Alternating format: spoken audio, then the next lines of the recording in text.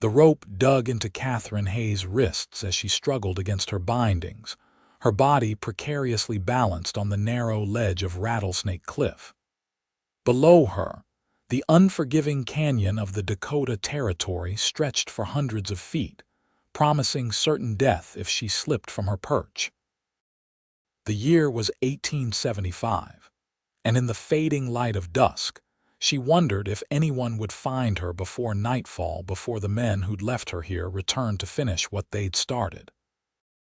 Katherine's crime had been simple: refusing to sell her father's land to the powerful rancher who wanted to control the water rights in the valley. After her father's death 3 months earlier, she had become the sole owner of the Hayes homestead, one of the most fertile plots in the territory with its natural spring. She'd been managing on her own, determined to make the ranch thrive despite being a woman alone in the untamed West. But Everett Sloane, owner of the massive Eagle Ridge Ranch, didn't take kindly to her refusal. Earlier that day, 3 of his men had ambushed her while she was checking fence lines, dragged her to this cliff, and left her bound a warning, they said. If she didn't sign over the deed by tomorrow, they'd return and make her disappearance permanent. The sun dipped below the horizon, painting the sky in brilliant oranges and purples. Katherine tried to keep calm, but fear gnawed at her insides as darkness fell. Out here, miles from the nearest homestead, no one would hear her screams. The rope around her wrists had been tied to a stubborn root jutting from the cliff face, keeping her from tumbling over but offering no chance of escape. As night fully descended, a thick fog began to roll in from the valley below, unusual for this time of year. It crept upward, enveloping the cliff and obscuring the stars above. The temperature dropped rapidly, and Katherine shivered in her thin cotton dress. Her thoughts drifted to her father, how disappointed he'd be that she'd let their home slip away, either through coercion or her own death. Hours passed, marked only by the hooting of an owl and the distant howl of a coyote. Katherine's legs had gone numb from standing in one position, and she feared if she moved too much, she might lose her balance. The fog grew thicker until she could barely see beyond her own body. Then, cutting through the silence like a knife, came the steady rhythm of hoofbeats. Katherine held her breath. Had Sloane's men returned early? Or was it possible someone was passing by, someone who might help? The hoofbeats slowed, and through the dense fog she made out the silhouette of a rider. The figure seemed to materialize from the mist itself, a tall man astride an equally impressive horse. He guided his mount carefully along the cliff's edge, the animal's breath visible in the cold night air. "Hello," Katherine called, her voice hoarse from hours without water. "Please help me." The rider halted abruptly, turning toward the sound of her voice. For a moment he remained still, as if assessing the situation. "Madam," his voice was deep, cautious. "Where are you?" "Here on the ledge," Katherine cried. "I'm tied up, I can't move." The rider dismounted with fluid grace, tethering his horse to a nearby scrub oak before approaching the cliff edge. As he drew nearer, Katherine could make out more details: a tall man with broad shoulders, wearing a long duster coat and a wide-brimmed hat pulled low over his eyes. He knelt at the edge, peering down through the fog. "My God," he murmured when he spotted her. "Hold on, don't move." The man disappeared from view momentarily, then returned with a rope from his saddle. He secured one end to his horse and the other around his waist, before carefully making his way down to her position. Up close, Katherine could see his features: a strong jaw darkened with stubble, eyes the color of a stormy sky, and a small scar cutting through his right eyebrow. He moved with the confidence of someone accustomed to danger. "Name's Mason Ryder," he said as he assessed her bindings. "Seems you've gotten yourself into quite a predicament, miss." "Hayes, Katherine Hayes," she replied, relief washing over her. And I didn't get myself into this, I was put here. Mason's jaw tightened as he worked on the knots binding her wrists. Who did this to you? Everett Sloane's men, she said, wincing as circulation returned painfully to her hands. He wants my land, thinks this will convince me to sign it over. Mason's expression darkened. Sloane, huh? Man's got a reputation that stretches from here to Texas. He finished freeing her hands, then steadied her as she swayed on her feet. Can you climb? I'll help you, but it's the only way up. Katherine nodded, though her legs trembled beneath her. Mason positioned himself behind her, one arm around her waist. I'm going to guide you, he whispered, his breath warm against her ear.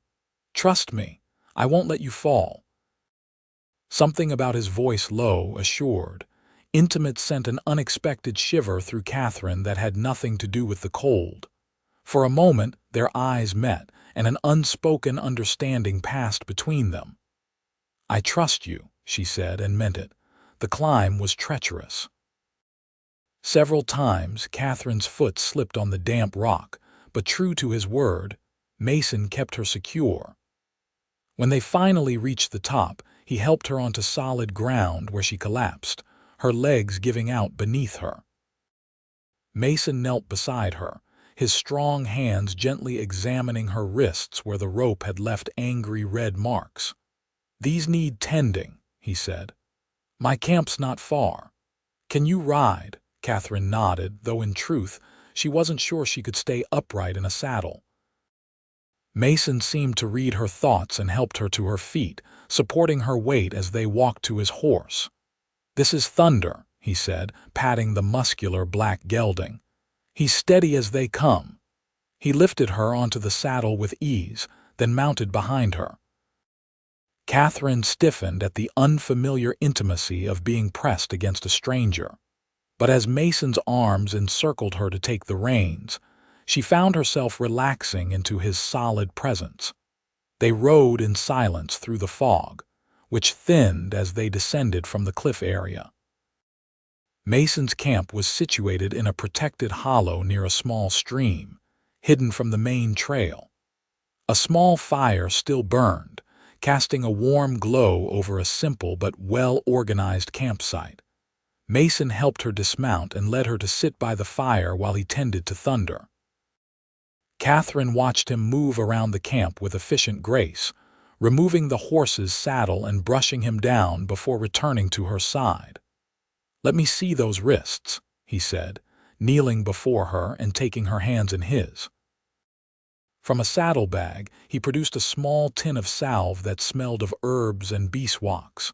With surprising gentleness, he applied it to her abraded skin. Why are you helping me? Katherine asked. You don't even know me. Mason's eyes met hers, serious and direct. Where I come from, you don't leave someone in trouble, especially not a lady. He finished bandaging her wrists with strips of clean cloth. Besides, I've heard about Sloane. Man's been buying up land all over the territory by force when necessary.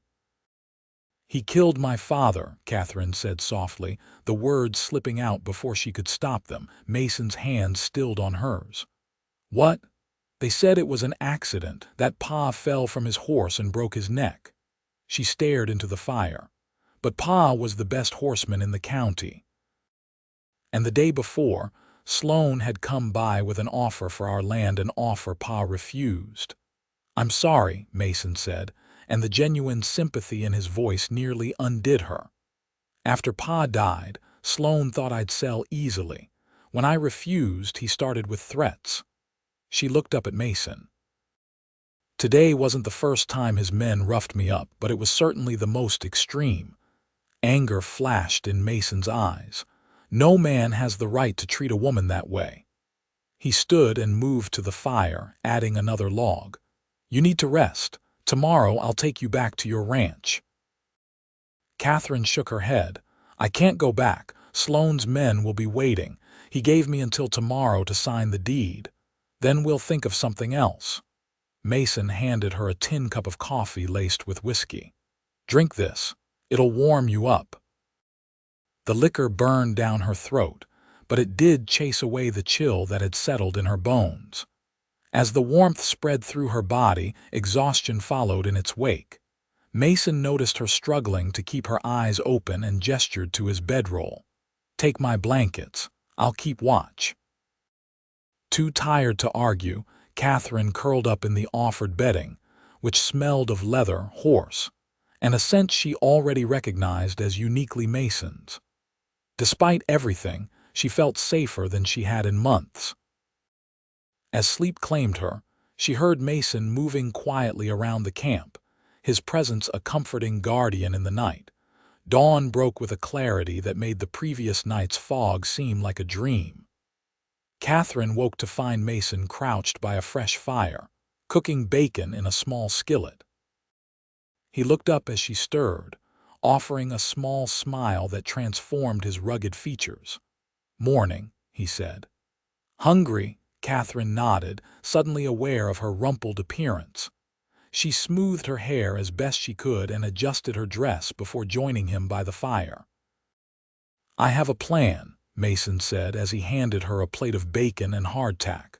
"But you might not like it." "At this point, I'm open to suggestions," Katherine replied, biting into the salty bacon with unexpected appetite. "I know the sheriff in Willow Creek. Tom Galloway's a good man, honest. We ride there, tell him what happened, get him to arrest Sloane's men." Katherine shook her head. "Sloane owns the sheriff in these parts, has him in his pocket like most of the other officials. Willow Creek's 2 counties over, outside Sloane's usual territory." Mason looked at her intently. "It's worth a try, Katherine." The way he said her name, with a gentle emphasis on the first syllable, made her heart skip a beat. She tried to focus on the practical matter at hand. "Even if this sheriff helps, it won't stop Sloane for long. He wants my land because of the water. The spring on my property feeds half the valley during dry seasons." Mason considered this. "Then we need to hit him where it hurts. Evidence of his crime, something that would threaten his standing with the territorial governor." "The governor?" Katherine asked, surprised. "Sloane's been currying favor, trying to secure a position when Dakota becomes a state. A scandal would ruin those chances." Katherine's mind raced. Pa kept a journal. He mentioned meetings with Sloane, recorded the threats. And there's a letter Sloane sent it after one of their arguments. It was practically a written threat. That's a start. Mason stood, dousing the fire with water from his canteen. "We'll go to your place, get those documents, then ride for Willow Creek." "But Sloane's men will go at midday," Mason interrupted. "Most ranch hands eat then." "The place will be quieter and we'll have the element of surprise." Katherine studied him. "You seem to know a lot about this sort of thing." A shadow crossed Mason's face. "I was a Union scout during the war, learned to move undetected behind enemy lines." He began packing up camp with efficient movements. Later rode with the U.S. Marshals for a spell. This explained his confidence, his skills. "And now," Mason shrugged, "now I drift, take odd jobs when money runs low." He tied his bedroll behind the saddle. "Been working at the Lazy Bee Ranch south of here, but the job's finished. Was heading north when I found you." Within half an hour, they were mounted and riding toward the Hayes homestead. Katherine sat behind Mason this time, her arms wrapped around his waist. She tried to ignore the solid warmth of him, the way his body moved in rhythm with the horse, but found herself increasingly distracted. They approached her property from the back, through a stand of cottonwoods that provided cover. As they'd hoped, the main house appeared deserted, though smoke rose from the chimney of the bunkhouse where Sloane's men had taken up residence. "Wait here," Mason whispered, helping her dismount in the shelter of the trees. "No," Katherine replied firmly. "It's my home. I'm coming with you." Mason looked like he wanted to argue but merely nodded. They crept to the back door of the modest 2-story farmhouse. Katherine retrieved the spare key from beneath a flower pot and unlocked the door. Inside, The house was eerily still. Nothing had been disturbed since she'd left the previous morning, a testament to how confident Sloane was that she'd either comply or die on that cliff. "Pa's study is upstairs," Katherine whispered, leading the way. The journal was where she remembered, tucked in her father's desk drawer. The threatening letter from Sloane was folded inside it. Katherine also grabbed the deed to the property, and her father's pocket watched the only valuable she couldn't bear to leave behind. They were about to head back downstairs when the sound of horses approaching made them freeze.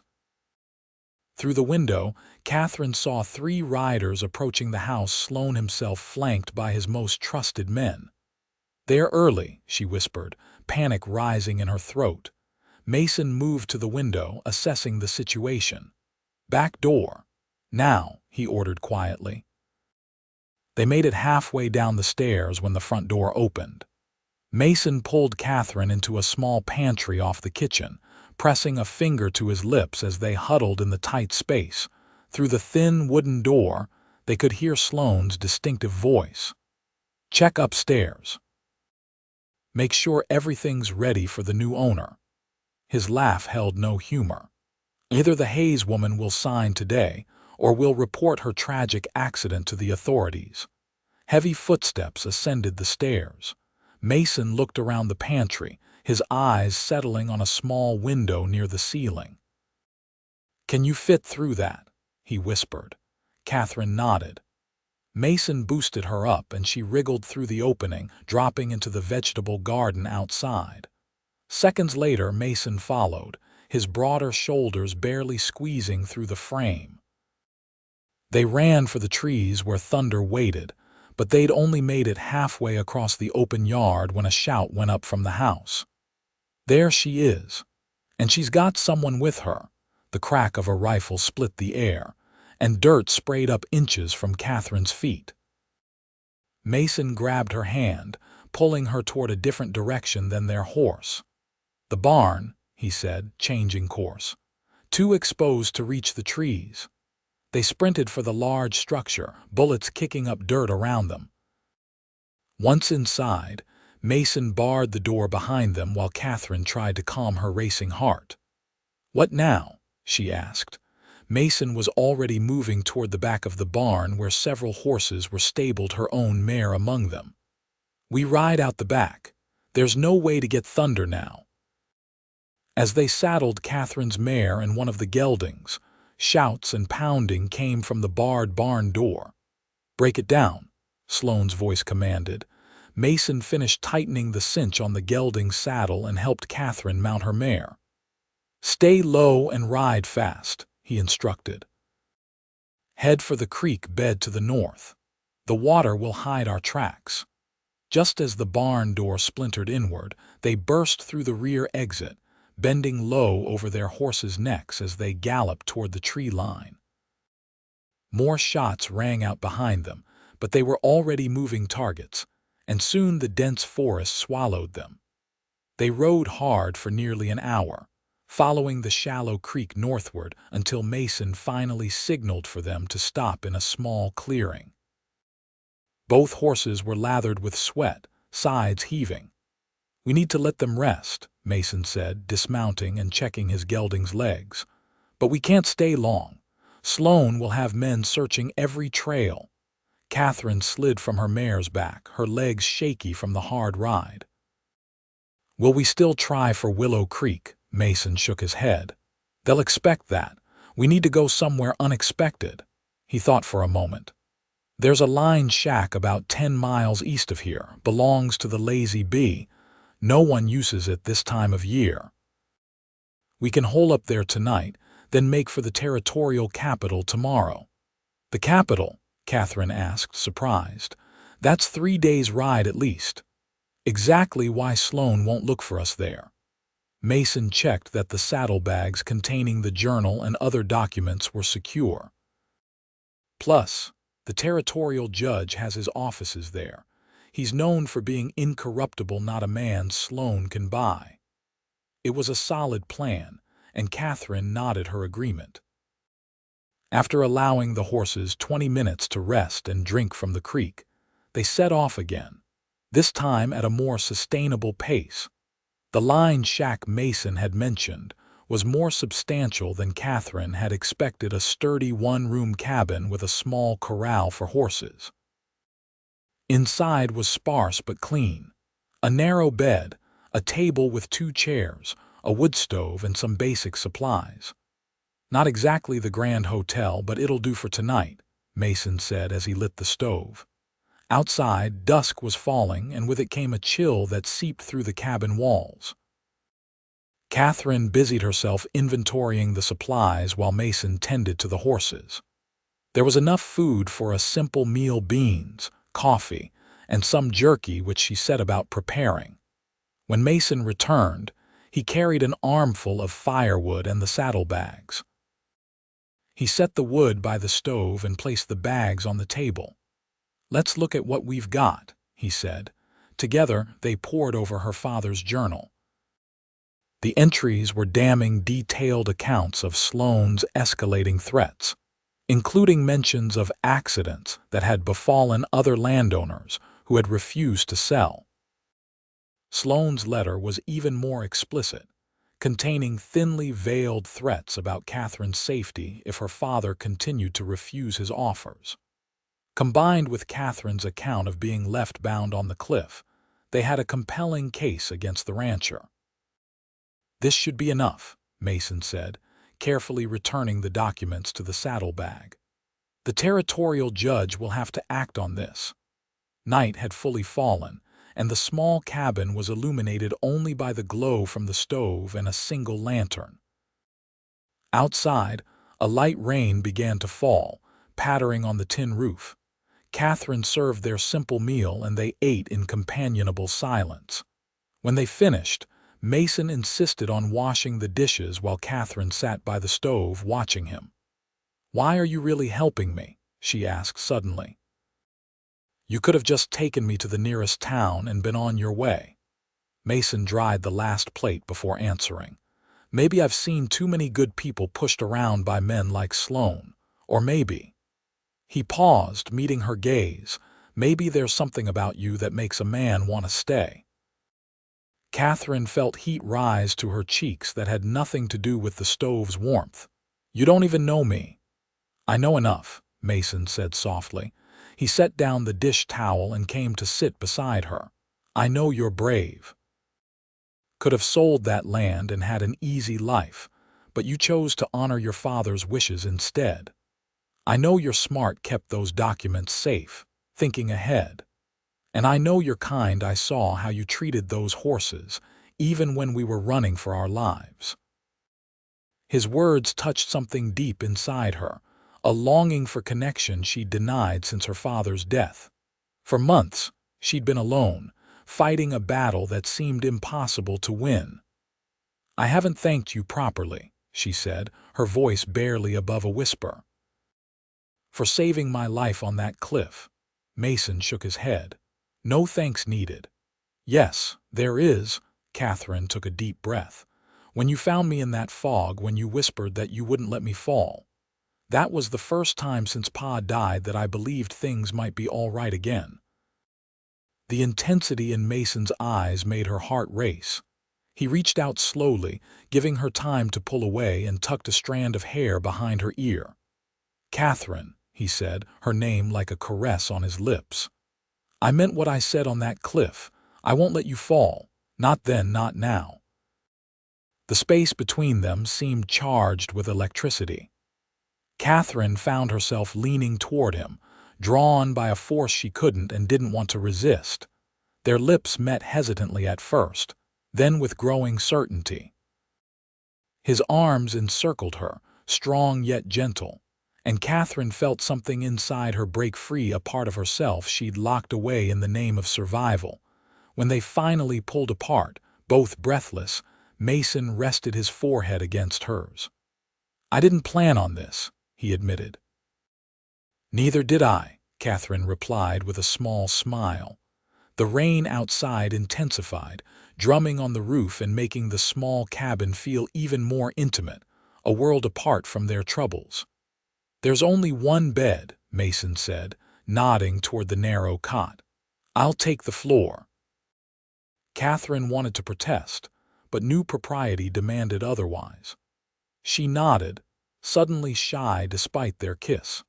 That night, as Katherine lay in the small bed and Mason made do with blankets on the floor beside her, she found herself reaching down to take his hand in the darkness. His fingers intertwined with hers, a silent promise in their touch. "What happens after?" she asked into the darkness. "After we see the judge?" Mason was quiet for a long moment. "That depends on what you want to happen." "I want my land back," she said. "I want justice for my father." "And after that," Katherine squeezed his hand, "I don't want to be alone anymore." Mason brought her hand to his lips in the darkness. "Then you won't be." Morning came with clearing skies and renewed determination. They ate a quick breakfast, packed their supplies, and set out for the territorial capital. The journey would be long and not without risk. Sloane's influence extended throughout the territory, but with each mile they put between themselves and the Hayes ranch, Katherine's hope grew stronger. They traveled through back trails and less frequented paths, stopping only when necessary to rest the horses. At night, they made camp in hidden spots, always alert for pursuers. Despite the danger, these days on the trail forged a bond between them that deepened with each passing hour. Mason told her of his childhood in Missouri, his service in the war, and his years with the Marshals. Katherine shared stories of growing up on the ranch, her mother's early death, and the close relationship she'd had with her father. They discovered shared dreams of a peaceful life, a home that was truly their own, and the possibility of family. On the evening of the third day, they reached the outskirts of Yankton, the territorial capital. Rather than entering the city immediately, they made camp one last time, planning to approach the judge's offices first thing in the morning when they would be most alert. As they sat by their small fire, Katherine studied the man across from her, the man who had risked his life for a stranger, who had shown her kindness when she needed it most, who had awakened feelings she'd thought impossible in her grief. "What are you thinking?" Mason asked, noticing her gaze. "That fate has a strange way of working," she replied. "If Sloane's men hadn't left me on that cliff, if I hadn't gotten lost in that fog." Mason continued, "We never would have met." Katherine moved to sit beside him, drawing comfort from his warmth. Mason put his arm around her shoulders, pulling her close. "I'm beginning to think that fog was meant to be." The next morning, they rode into Yankton with heads held high. The territorial courthouse stood in the center of town, an imposing structure that represented both their fears and their hopes. Inside, they requested an audience with Judge William Brookings, known throughout Dakota Territory for his strict adherence to the law. To their surprise, they were shown into his chambers almost immediately. The judge, a stern-faced man with piercing eyes, listened carefully as Katherine recounted her ordeal, from her father's suspicious death to her own near-fatal experience on the cliff. Mason added his testimony of finding her bound and the subsequent chase from her property. When Katherine presented her father's journal and Sloane's threatening letter, the judge's expression darkened. "Miss Hayes, Mr. Ryder," he said after examining the documents, "these are serious allegations against a prominent citizen, but the evidence appears substantial." He reached for a bell on his desk. "I'll summon the U.S. Marshals stationed here and issue warrants for Everett Sloane and his men immediately." Relief washed over Katherine. "Then you believe us?" "This isn't the first complaint I've heard about Sloane's methods," Judge Brookings replied, "but it is the first with such compelling evidence." "Rest assured, justice will be served." The next few days passed in a whirlwind of depositions and legal proceedings. U.S. Marshals rode out to arrest Sloane and his men, returning with them in chains 2 days later. The evidence against them was overwhelming, and with other victims coming forward once word spread, Sloane's fate was sealed. Judge Brookings not only ordered Sloane to stand trial for attempted murder and land fraud, but also issued an injunction preventing anyone from occupying the Hayes property until the case was settled, effectively returning it to Katherine's possession. "It's over," Mason said as they stood on the courthouse steps after the preliminary hearing. "You can go home now." Katherine looked up at him, her heart full of emotions she could barely contain. "Will you come with me?" Mason's smile was slow and sure. "I thought you'd never ask." The journey back to the Hayes ranch took less time than their flight from it. They rode side by side, talking of the future repairs needed on the house, expanding the herd, building a life together. When they crested the final hill and the ranch came into view, Katherine reined in her horse, overcome by emotion. The house still stood, smoke rising peacefully from the chimney where one of the marshal's deputies had been stationed to secure the property. Mason reached across the space between them, taking her hand. "Welcome home, Katherine." "Our home," she corrected, squeezing his fingers. They were married 2 months later by the same judge who had helped bring Sloane to justice. The ceremony was small, attended by neighboring ranchers and a few friends Mason had made during his travels. Katherine wore her mother's dress, restored and altered by the local seamstress. Mason wore a new suit, looking so handsome it took Katherine's breath away when she first saw him waiting for her. After the wedding, they returned to the ranch, now officially the Ryder Ranch, to begin their life together. They worked side by side, equal partners in every way, turning the property into one of the most successful in the territory. Each year on the anniversary of the night they met, they would ride to Rattlesnake Cliff at sunset. As darkness fell and fog rolled in from the valley, a rare but not impossible occurrence, Mason would whisper in Katherine's ear the same words he'd said that first night. "Trust me, I won't let you fall." And she never had. Through the challenges of building a ranch, the joys of starting a family, and the inevitable hardships of life on the frontier, they had held each other steady, bound together not by ropes on a cliff, but by a love that had begun in the most unlikely of circumstances. In later years, they would tell their children and grandchildren the story of a woman bound on a cliff, a cowboy who rode through midnight fog, and the whispered promises that had changed both their lives forever.